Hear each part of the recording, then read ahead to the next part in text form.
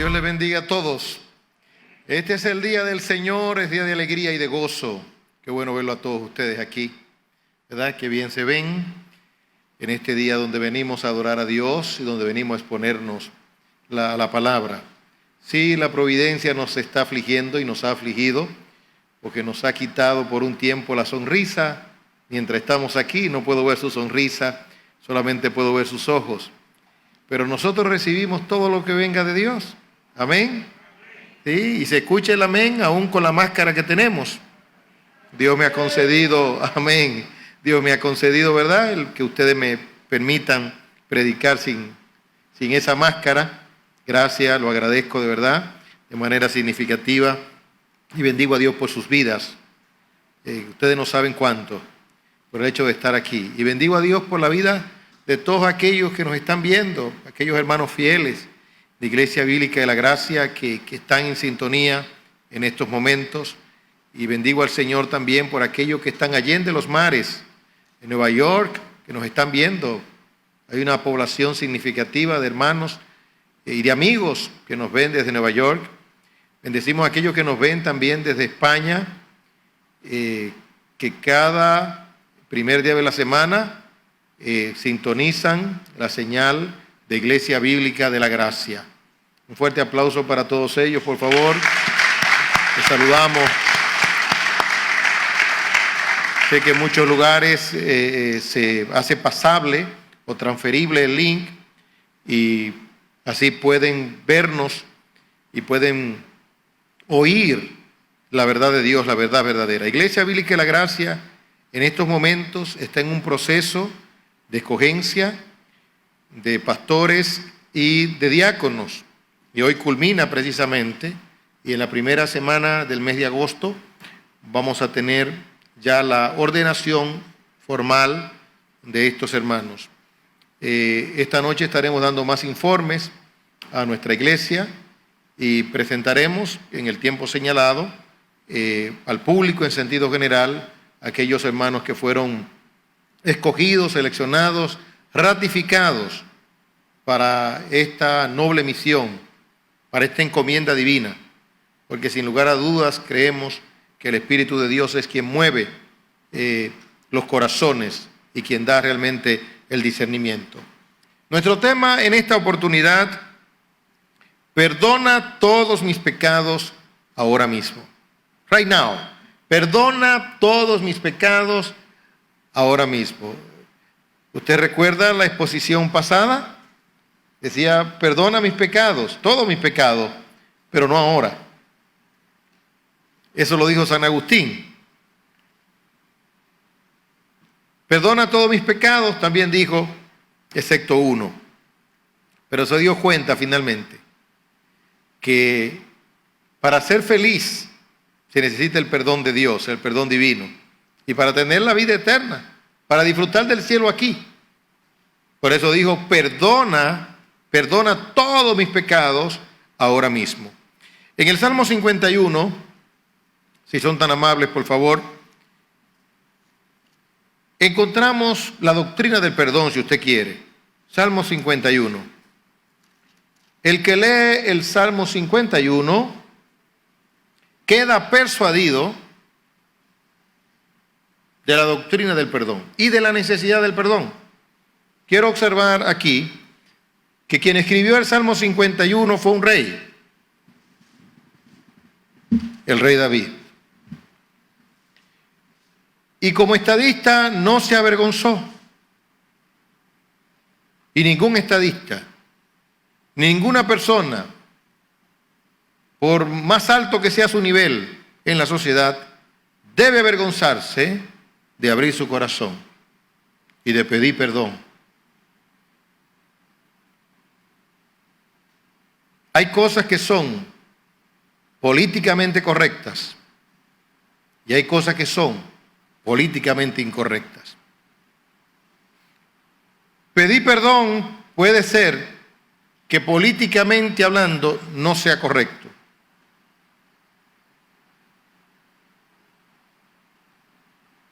Pero pedir perdón es cristianamente correcto. Es la vía para la paz. Y es la vía para la obtención de grandes bendiciones de parte del cielo. El Salmo 51 nos muestra eso y mucho más. Dice la Biblia: ten piedad de mí, oh Dios, conforme a tu misericordia. Conforme a la multitud de tus piedades, borra mis rebeliones. Lávame más y más de mi maldad y límpiame de mi pecado. Porque yo reconozco mis rebeliones y mi pecado está siempre delante de mí. Contra ti solo he pecado y he hecho lo malo delante de tus ojos, para que seas reconocido justo en tu palabra y tenido por puro en tu juicio. He aquí, en maldad he sido formado y en pecado me concibió mi madre. He aquí, tú amas la verdad en lo íntimo y en lo secreto me has hecho comprender sabiduría. La idea o la verdad central que queremos transmitir en esta oportunidad es la siguiente: perdonar y pedir perdón, bíblicamente hablando, y si se quiere hasta teológicamente hablando, es más que humano. Trasciende a lo humano. Perdonar y pedir perdón, sin lugar a dudas, es divino en su sentido esencial.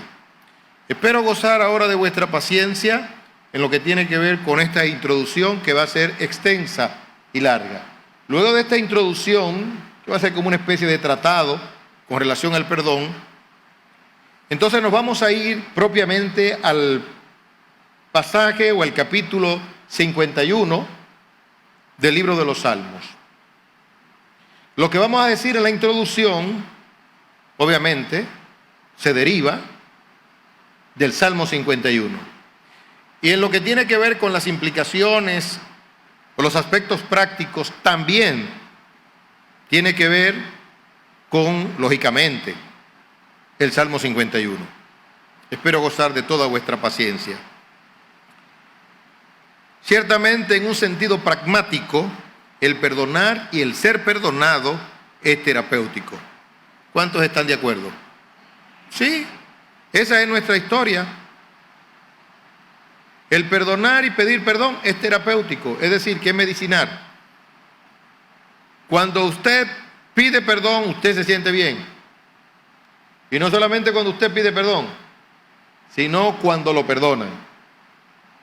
Pero usted se siente bien en el sentido psicológico, emocional, espiritual, mental, como usted quiera, también cuando usted perdona. Es como una descarga, es una liberación. Mientras no se perdona, hay una atadura. Y mientras no somos perdonados, también hay una atadura. Entonces, pedir perdón, perdonar, ciertamente es terapéutico. Da alivio y produce paz. Pero, perdón o perdonar no pertenece propiamente al léxico de la psicología, ni siquiera al léxico de la sociología, es decir, de las relaciones en sociedad. Perdonar, pedir perdón y hasta perdón mismo tiene que ver con el derecho, o si usted quiere, con la abogacía. Aunque el pedir perdón y el perdonar pueden ser una práctica cotidiana, humana, sin embargo, el origen trasciende a lo humano. Y observo humana, porque usted nunca va a encontrar a un perro pidiéndole perdón a otro perro. No lo va a encontrar. No importa si es alemán, no importa si el perro es inglés, no va a pedir perdón. O si le da una mordida a usted y le va a decir, lo siento, lo mordió y punto. Ni un gato pidiéndole perdón a un ratón. No. La práctica de perdonar y de ser perdonado es una práctica propiamente humana. Sin embargo,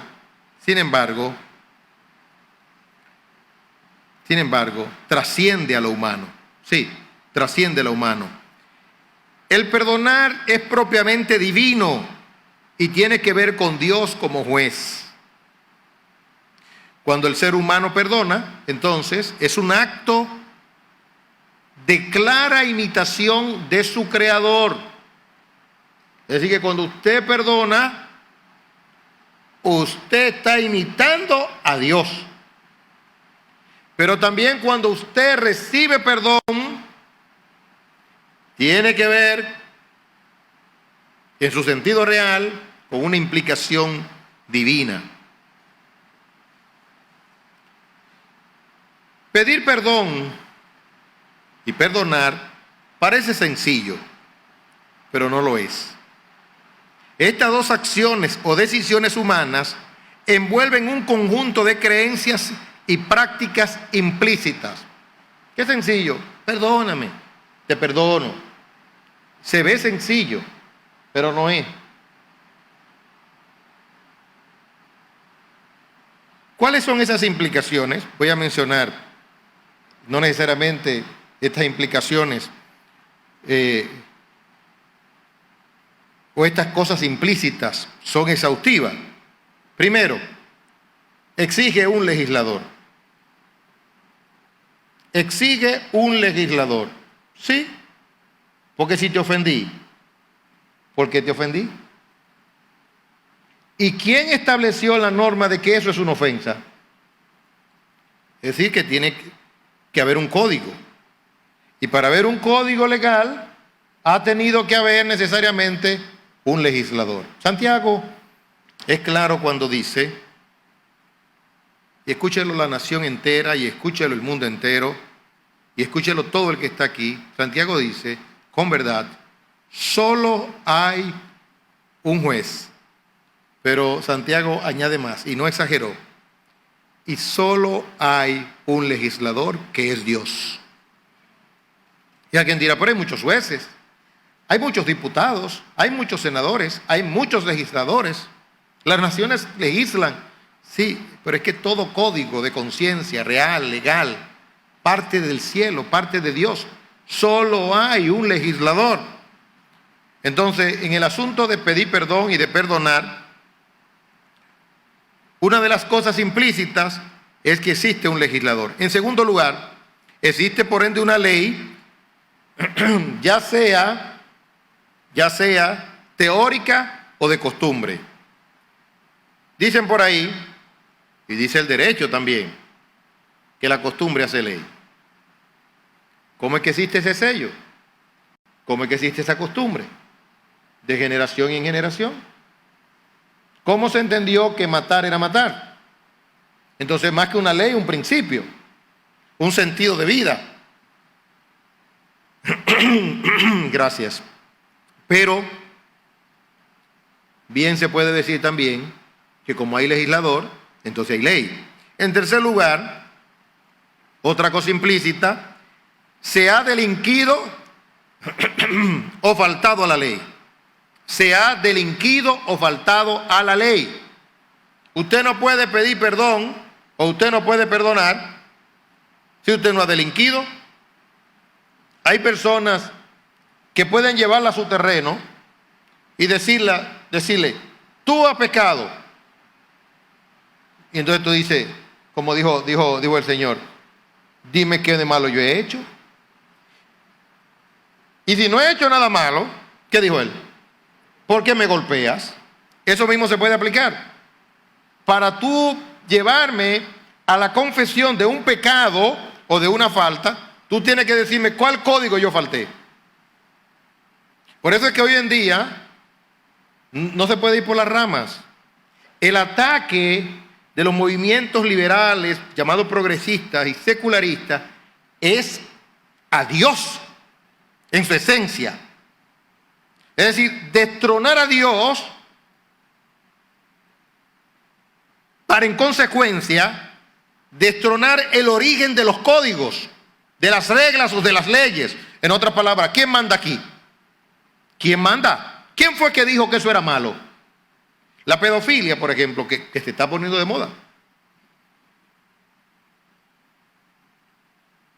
Todo comienza con un absurdo y la gente se asusta.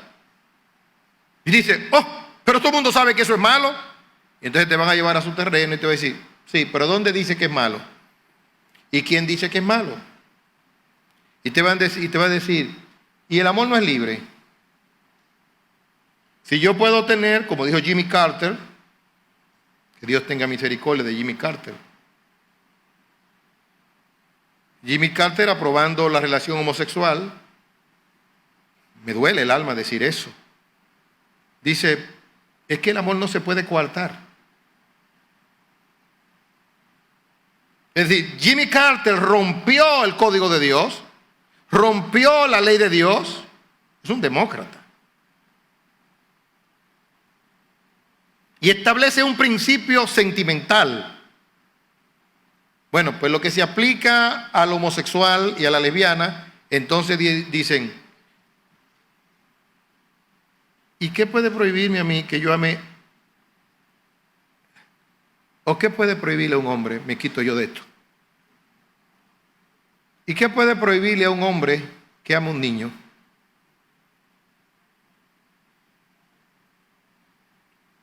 ¿Qué puede prohibirle a una mujer que ame a un niño? Pero entiéndame en qué sentido, ¿verdad? Ya se entendió. No en el sentido de un amor filial, no en un sentido de un amor no erótico, no. Estamos hablando ya de perversión. Pero para ellos no es perversión porque ellos disfrazan eso de amor, la pedofilia. ¿O usted cree que eso es de que una práctica sin algún tipo de noción teórica? Hay que sacar algo de la cabeza para convertir esa práctica en una práctica aceptada. Entonces, cuando usted pide perdón, es porque usted ha violentado un código, una ley. Se ha delinquido o faltado una ley. En cuarto lugar, se ha agraviado o afrentado a alguien. Usted tiene que haber afrentado a alguien. Lógicamente, Pablo dice que la ley se dio para los malos, no para los buenos. Entonces, cuando usted violenta una ley, usted ha perjudicado a alguien. A alguien usted perjudicó. Pero no se olvide del principio de la exposición, cuando se dijo que perdonar y ser perdonado, el perdón en su sentido general, es más que un asunto humano. Es decir, que trasciende a lo humano. Porque aquí tenemos una relación horizontal, pero es más que un asunto horizontal, como lo veremos más adelante. En quinto lugar, se tiene conciencia. Se tiene conciencia. ¿Qué significa eso? Que si no hay conciencia, no hay noción. En sexto lugar, se tiene sentido de culpa. Se tiene sentido de culpa. Nadie va a pedir perdón si no tiene sentido de culpa. En séptimo lugar, se tiene voluntad. Por eso es que el animal no pide perdón, porque no tiene voluntad. Y en derecho no se juzga a nadie que no tenga voluntad. Es decir, capacidad de decisión. No se culpa, se exime de culpa. Se tiene, en octavo lugar, sentido de justicia. En otras palabras, la culpa debe de ser resarcida o pagada. Si no, no hay verdadera búsqueda de perdón. Lo voy a decir clarito. Un hombre adulteró, un esposo. De hecho, no de pensamiento, de hecho. Cristiano. Está bien. Se arrepintió. Le pide perdón a su esposa. Su esposa es creyente. Le perdona. Él no puede pensar que las cosas van a seguir como eran antes. ¿Quiera Dios? ¿Quiera Dios que fuese así? ¿Quiera Dios? Pero va a tener que tomar un tiempo para resarcir. Si hay un sentido real de culpa, hay un perdón forense, un perdón legal, se perdonó, pero hay un proceso de restauración. Y David en el Salmo 51 lo sabía, hasta que se cure. Y puede ser que brote en algún momento y va a tener que tener paciencia. Paciencia hasta el final. No podrá desesperarse. ¿Por qué? Porque si verdaderamente lo hizo con sinceridad, debe de tener un sentido de justicia. ¿Qué significa sentido de justicia? La culpa debe de ser resarcida o pagada. Aun cuando la ofensa, en noveno lugar, aun cuando la ofensa sea horizontal, todo pecado es vertical. Es decir, es contra el legislador, es contra Dios mismo que se peca. ¿Y cómo lo sabemos? David lo dice. Y no solamente porque David lo diga. Si David no lo hubiese dicho, por sentido común y por deducción lógica, deberíamos llegar a eso. ¿Usted me siguió? David dijo, contra ti solo he pecado. ¿Y qué dice? Y he hecho lo malo delante de tus ojos. Punto. Ahora, si no estuviese el texto, y qué bueno que está, usted por deducción lógica, es decir, a razón de lo que ya se ha planteado, ya de lo que se ha dicho, usted puede llegar a esa conclusión. Porque si hay un legislador y resulta que no es humano, porque vino por medio de un asunto de conciencia, y alguien colocó ese dispositivo en el individuo, en el ser, el eto, la ética humana, entonces fue contra aquel que puso eso en el individuo. Es por eso que las aberraciones sexuales no solamente son pecados contra la persona y no solamente contra la familia. Hay que tener mucho cuidado con eso, porque veo que la lucha la podemos tornar muy horizontal y hay que tener cuidado con eso. Nos volvemos mediáticos y hasta políticos.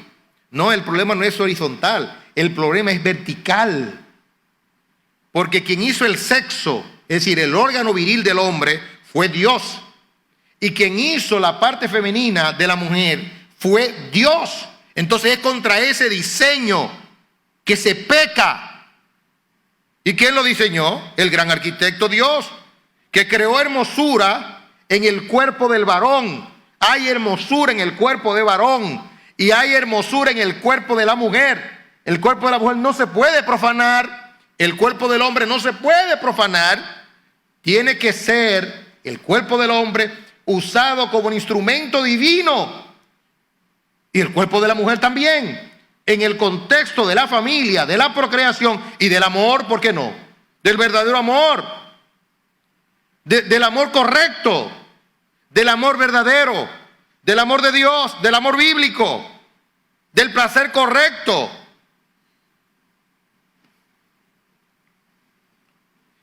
Aun cuando la ofensa sea horizontal, todo pecado es vertical. Es decir, es contra el legislador, es decir, es contra Dios mismo. En décimo lugar, el pedir perdón y el perdonar, ya se ha dicho, es más que humano. Y ahora agárrese de su asiento con esto que le voy a decir. Agárrese bien. Es cósmico, místico. Y es de tanta trascendencia porque tiene que ver con la subsistencia misma del universo, es decir, de toda la creación. Alguien dirá, pastor, se le fue la mano, como que exageró. No, no es exagerado. No es exagerado. Se lo voy a decir de nuevo. El pedir perdón y el perdonar es más que humano, es cósmico, místico. Y es de tanta trascendencia porque tiene que ver con la subsistencia misma del universo o de toda la creación. Por eso vino Cristo. ¿Por qué vino Cristo a esta tierra? ¿Para qué? Para dar perdón. Para que pidamos perdón. ¿Y para qué? Y para perdonar. Al contrito y humillado jamás va a despreciar el Señor. El Señor, esa es la buena nueva. El Señor perdona. Porque solo los perdonados entrarán al cielo. Solo los perdonados que son santificados se congregan para adorar a Dios. Mire, aquí nadie puede adorar en este lugar si no ha sido perdonado. Porque Es la expresión de gratitud. Gracias porque perdonaste mis pecados. Gracias porque me libraste de mis culpas. Gracias porque soy salvo. Me libraste de la condenación. ¿De la condenación por causa de qué? Del pecado.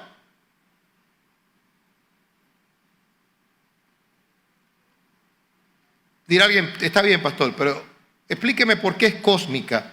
Porque tiene que ver con Dios. Sí, pero ¿por qué más? Porque tiene que ver con el diablo. Porque tiene que ver con seres espirituales de maldad. Esto no es solamente humano. Esto no tiene que ver con que el hombre le falló a la mujer o la mujer le falló al hombre. No. Esto no tiene que ver con que el padre le falló al hijo, el hijo le falló al padre, el prójimo le falló al otro. No.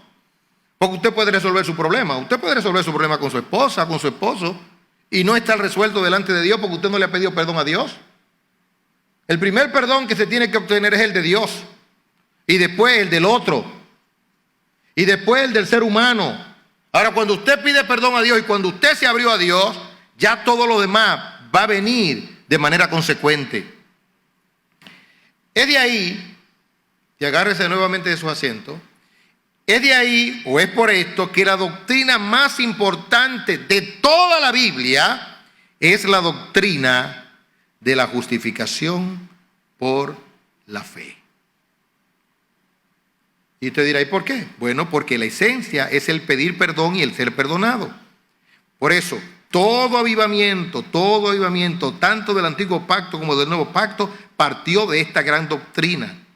Dice el profeta menor, mas el justo por su fe, ¿qué dice? Vivirá. ¿Y qué dijo Pablo? Mas el justo por su fe vivirá. ¿Y qué dijo Lutero? Mas el justo por su fe vivirá. Es decir,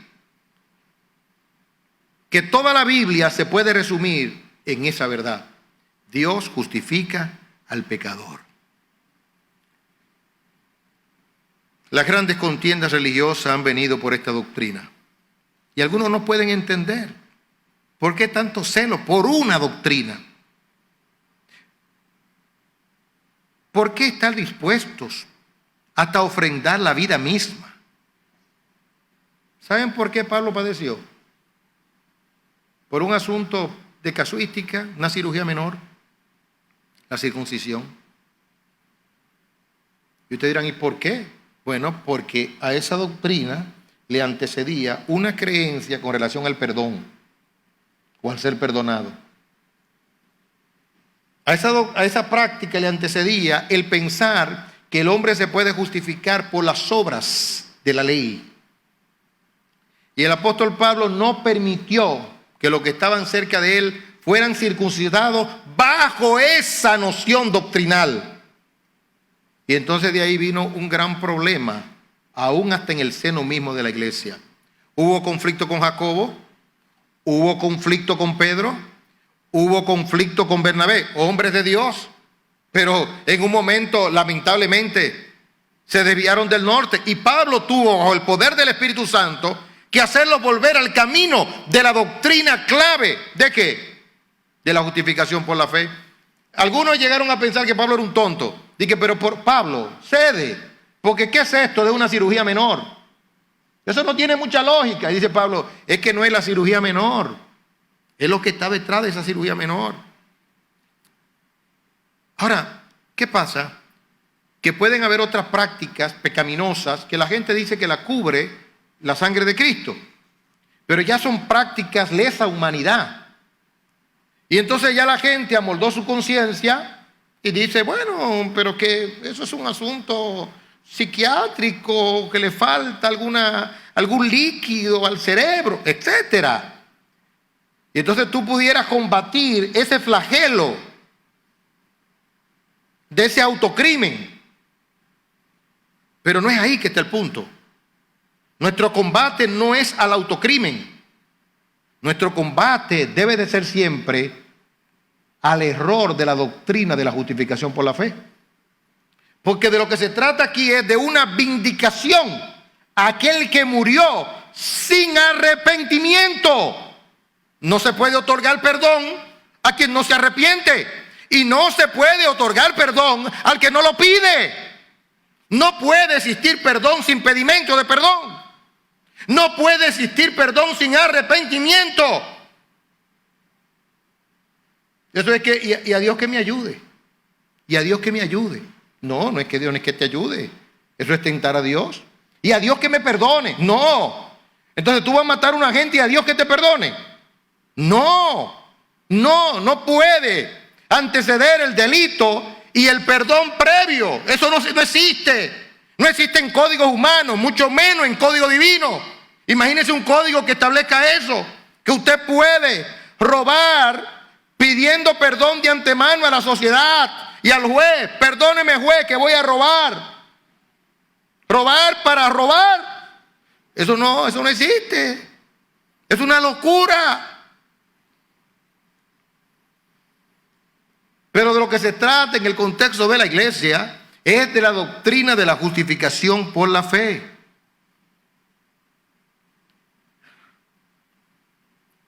Es la subsistencia del universo mismo que está en juego. Y alguien dirá, pero ¿por qué? Porque tiene que ver con la gloria de Dios. Básicamente eso. Tiene que ver con la gloria de Dios.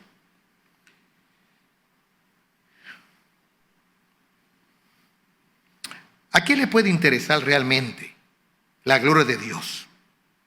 En un mundo con tantos problemas, con tantos egoísmos y con tantas distracciones. ¿A quién? ¿A quién? Mire que cuando se trata del aborto, lo que se está pensando es la criatura que están matando.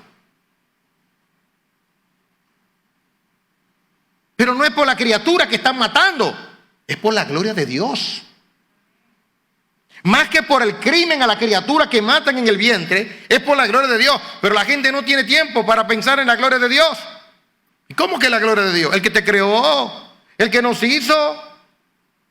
Justamente Él merece gloria. Justamente Él merece honra. Punto. Los pastores, y esto lo digo con mayúscula, los pastores y predicadores del Evangelio somos abogados que defendemos la dignidad de Dios, que defendemos su inocencia, que defendemos su justicia y que defendemos su gran amor. ¿Qué somos los pastores? Los predicadores, más que salvadores de almas, más que ganadores de almas, somos pescadores de almas, pero con un fin último, la gloria de Dios. Pero en su sentido general y absoluto, los predicadores, los pastores y cada creyente en sentido particular, todos somos abogados que defendemos la gloria de Dios, defendemos la justicia de Dios, defendemos la inocencia de Dios, defendemos el gran amor de Dios. Y usted dirá, pastor, ¿y eso es necesario? ¿Cómo que sí es necesario? Si esta es una humanidad que condena a Dios. Y aún dentro de la misma iglesia hay un veneno. Cuando hablo de la misma iglesia, no hablo de esta iglesia, de la cristiandad. Hay un veneno mortal, sutil, pecaminoso. El diablo se metió en la iglesia, donde aunque usted vea mucha festividad y adoración y culto y mucha gloria y mucha gente, hay una condena implícita a Dios. Hay una justificación de los pecados. Hay una connivencia con el mal. No puede Dios recibir gloria. Dios no necesita la gloria de nadie, pero hay gente que cree que sí. Tenemos que proclamar la gloria de Dios y decir que la soledad de Dios, la que siempre ha existido, pero que Él en su gracia nos creó para compartir su gloria con nosotros en un sentido, conlleva precisamente a que nosotros le exaltemos y no lo chantajeemos. Porque hoy en día hay una especie de chantaje a Dios. Aun cuando el pedir perdón y el perdonar tienen implicaciones prácticas, subraye esto, el asunto es de origen conceptual. Si el ser humano pensara un poco en lo profundo de perdonar y de ser perdonado, llegaría a las mismas conclusiones. Ya el derecho convencional o la doctrina jurídica ha considerado este tema. Pero tenemos la palabra profética más segura en el Salmo 51. El Salmo 51 nos muestra con claridad meridiana todo lo antes dicho. Ahora vamos a verlo. Uno, vamos a ver lo que nos muestra el Salmo 51. Uno, todo pecado es contra Dios. ¿Dónde lo dice? Versículo número 4. Contra ti solo he pecado. Miren todos los pecados que cometió David. Adulterio, homicidio, deshonestidad, se burló del pueblo. Fueron tantos sus pecados. Pero David en su confesión dijo, contra ti solo he pecado. En otras palabras, mi mayor preocupación es que te he fallado. Al fallarte a ti, le fallé a los demás. Le fallé a los demás. Si tan solo entendiéramos esto, que es contra Dios, que todo pecado, pequeño o grande, si lo clasificamos, es contra Dios. Padre, he pecado contra el cielo y contra ti, y no merezco ser llamado o reconocido como hijo tuyo. Trátame como a uno de tus jornaleros. Dos. El pecado es rebelión. ¿Qué es lo que está pasando hoy en día? Que hay un desconocimiento esencial de la naturaleza del pecado.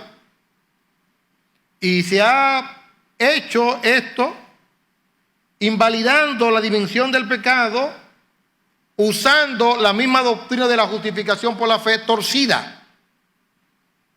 En otras palabras, una mala aplicación de la doctrina ha inducido a algunos a invalidar o a restar fuerza a la dimensión del pecado. Es decir, como estamos en gracia, como es justificación por la fe, en otras palabras, minimiza tu pecado. Mire, el mentor del Antiguo Testamento de la gracia, en su sentido más amplio, fue David.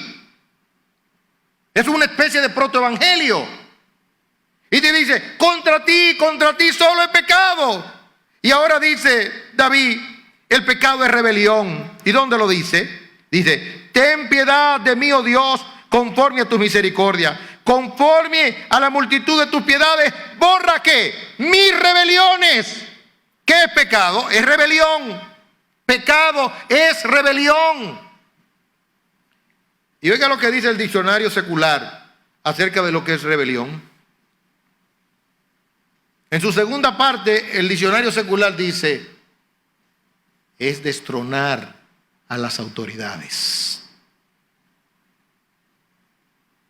Resistir a las autoridades y destronar las autoridades. Entonces, cuando usted peca contra Dios, lo que queremos es quitar a Dios. Ahora, yo le pregunto a usted,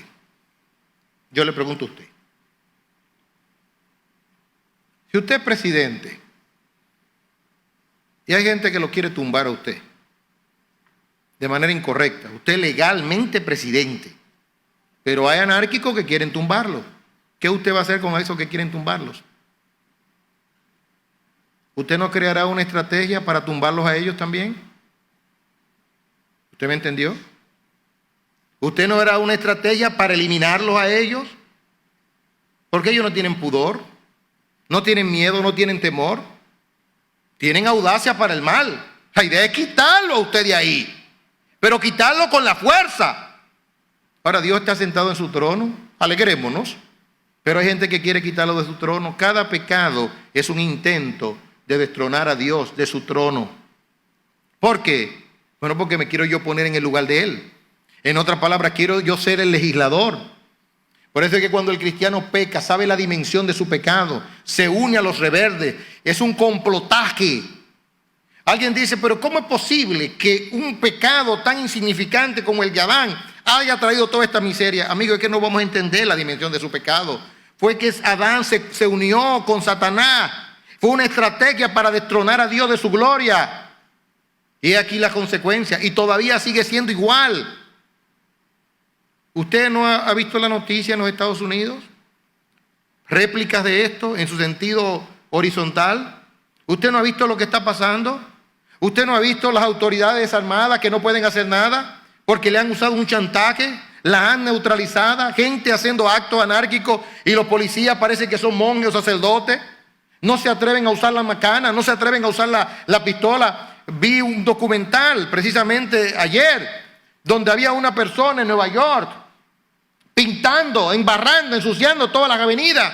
Y habían como 40 policías y no podían ponerle las esposas porque no querían herirle los brazos, las manos, no querían empujarla, no querían tirarla al suelo. Un policía cayó al suelo abruptamente y hasta se hirió.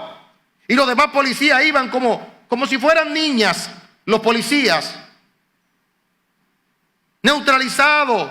¿Por qué? Porque el mismo Estado ha caído en una especie de anarquía. ¿Pero dónde ha venido todo?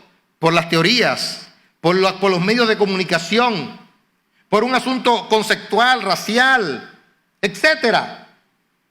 Pero con el cielo no hay chantaje. El cielo no se chantajea. El cielo no hay medio de comunicación que pueda chantajear al cielo. El cielo procede como tiene que proceder. Si tiene que mandar fuego, manda fuego. Si tiene que cortar, corta. Si tiene que hundir, hunde. Si tiene que amputar, amputa. Porque la justicia del cielo no es una justicia enferma. David lo entendía. Por eso apela a Dios. Ten piedad de mí, oh Dios, conforme a tu misericordia, conforme a la multitud de tus piedades. Borra mis rebeliones. En segundo lugar, el pecado es maldad. Versículo 2 dice: lávame más y más de mi maldad. Hasta que usted no entienda y hasta que yo no entienda que pecado es maldad. Usted sabe lo que es maldad. Eso mismo, usted lo entendió. Es malo, esa persona es mala. Del impío procede la impiedad. No, fue que erró, fue que falló. No, mi amigo, es tu maldad. Cuando tú mientes, es tu maldad. Cuando yo miento, es mi maldad. Cuando yo deshonro a mi esposa, es mi maldad. Cuando la esposa deshonra al esposo, es su maldad. Cuando el hijo deshonra al padre, es su maldad. Cuando el padre maltrata al hijo, es su maldad. Cuando hay malos pensamientos, es maldad.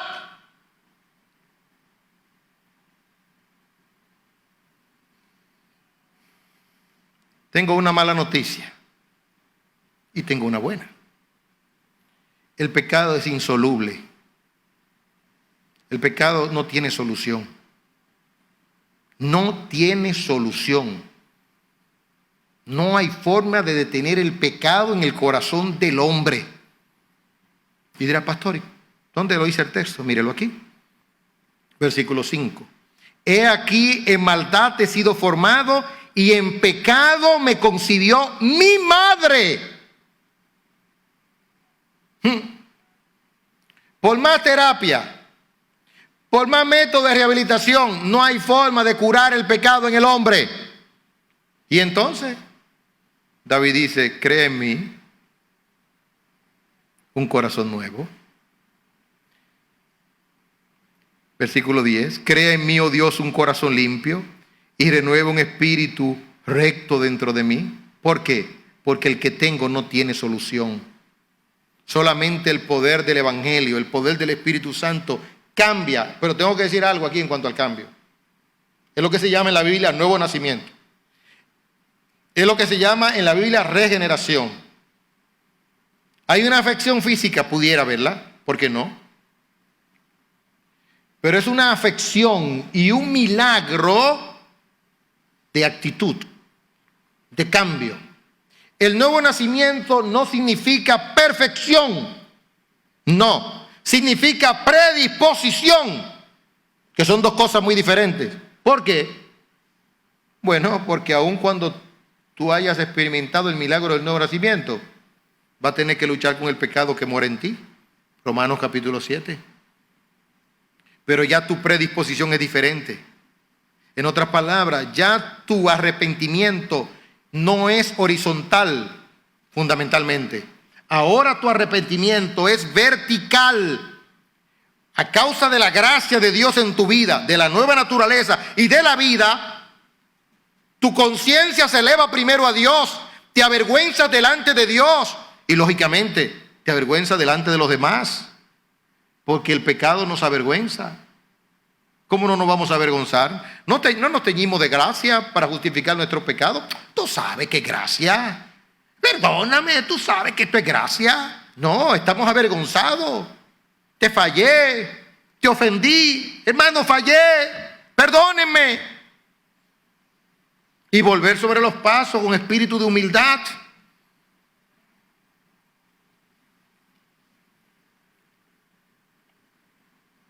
Solo Dios puede perdonar pecado. Por eso, en el ministerio del Señor, el Señor perdonaba los pecados. Y al paralítico le dijo, tus pecados te son perdonados. Y le criticaron esto y se burlaron de él. Ay, qué fácil perdonar pecados, ¿verdad? No, es que solamente Dios puede perdonar pecados. Mire que los hombres juegan a eso, a perdonar pecados, y sacan de contexto un pasaje de que a los que son retenidos se les retienen,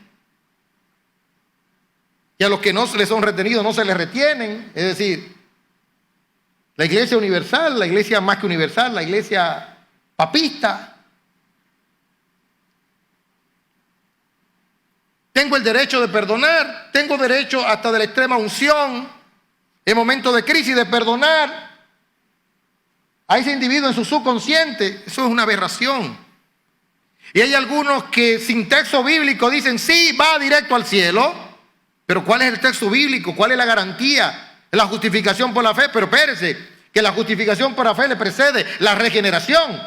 Y a la regeneración le continúa y le sucede un continuo arrepentimiento y un continuo confesar los pecados y un perseverar hasta el final. ¿Qué pasó? Hablemos claro. Enseñemos la verdad de Dios. No nos convirtamos en dadores de perdones para los cuales nadie está autorizado. Lo único que podemos decir es la Biblia dice.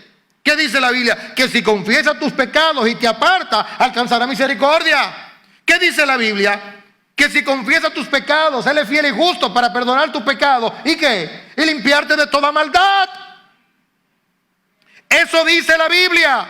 Pero tú no puedes decir de manera caprichosa, no hombre, Dios te perdonó, pero espérese, no se arrepintió. ¿Cómo usted puede tener esa potestad de decir que Dios lo perdonó? Es como si usted le dijera, yo te perdono. No, porque fulano enseñó y fulano dijo, Él te va a perdonar. Ahora, cuando despiertes a la realidad y vea que fue un perdón infundado, te vas a encontrar en un lugar de tinieblas que te lamentarás y no habrá reversa. Por eso trata que siempre sea conforme a la ley y al testimonio, conforme a las Escrituras.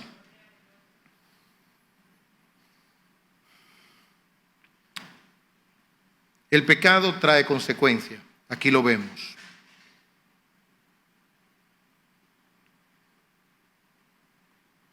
El pecado trae consecuencias. ¿Cuál fue la consecuencia? Salmo 32. Usted ha leído el Salmo 32. Es hermanito precisamente del Salmo 51.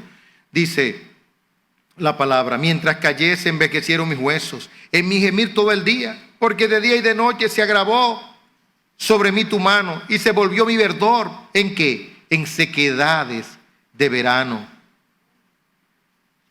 Bendito sea el Señor. Se volvió, en pocas palabras, en un guiñapo. Se le fue el néctar. La savia que producía el verdor de su vida, se le fue. La clorofila, se le fue. Ahí estaba encorvado, envejecido, triste. Nadie puede pensar que el pecado va a quedar así. No, podría ser que por algún momento, por 1 año, 2 años, todo esté muy bien. Pero cuando viene ese sentimiento de culpa de dentro, solamente la gracia de Dios, como pasó con David, hasta que se liberó, se quitó su carga y tuvo paz. Una verdad con relación a este punto y al Salmo 51 es que Dios no tiene connivencia con el mal. Y dirá, ¿y cómo sabemos esto? Salmo 51, mire cómo dice. Dice el Salmo 51, contra ti solo he pecado y he hecho lo malo delante de tus ojos, para que seas reconocido justo en tu palabra y tenido por puro en tu juicio. La segunda parte, y tenido por puro en tus juicios. ¿Qué significa esto? Que si Dios tuviera connivencia con el mal, es decir, fue de lo mío, fue de David, David es de los ministros míos, David es de los hombres míos, yo se lo paso por alto a David. No, no es eso lo que dice la bienaventuranza, de que fue pasado por alto su pecado, en el sentido de que sin el arrepentimiento y si todo ese proceso disciplinario Dios lo cubrió. No, porque Dios sería cómplice con David y hubiese tenido connivencia con el pecado, que es lo que está pasando hoy en día. Le atribuyen a Dios como participación en el pecado del hombre. Pablo dice a Timoteo, no participes en pecado ajeno. Es decir, no tengas que ver con los pecados de otros. Demarca, sepárate. Dice el texto, y tenido por puro en tu juicio. La primera parte dice, para que seas reconocido justo en tu palabra. Cuando usted muestra empatía con el que delinquió y usted minimiza su pecado, entonces usted declara a Dios culpable. Cuando usted proyecta la culpa, cuando usted quiere buscar razones, mira que esa mujer que hacía ahí bañándose desnuda, David no era tan... No, hubo un estímulo y usted debió responder de manera correcta. Mira que coqueteó, no. Pero mira que estaba el lingote de oro ahí, que era tan codiciado. No lo justifique. No lo justifique. Mira que el muchacho, hay que entender que el muchacho, que las debilidades que tiene, que se crió sin papá, se crió sin mamá, se crió en un mundo. No puede. Porque si haces eso, estás cometiendo un pecado. Estás cometiendo el pecado de no declarar justo a Dios, para que sea reconocido como justo en su palabra, sea Dios veraz y todo hombre mentiroso. El púlpito tiene que cuidarse, porque el púlpito es un vindicador de la gloria de Dios. No puede el púlpito vindicar al hombre. El púlpito a quien tiene que vindicar es a Dios. Este es un lugar para mover a los hombres al arrepentimiento y darle gloria a Dios. Para que la nación se arrepienta, para que la iglesia se arrepienta, para que todos nos arrepintamos delante de Dios y para que declaremos inocente a Dios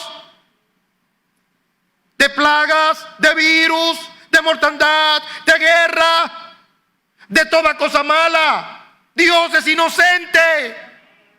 ¿Quién va a declarar y a proclamar la inocencia de Dios si no somos nosotros? No es un mensaje nuestro, es un mensaje encomendado. Se nos dio un mensaje y tenemos que proclamarlo, declarar la inocencia de Dios, la justicia de Dios y el gran amor de Dios.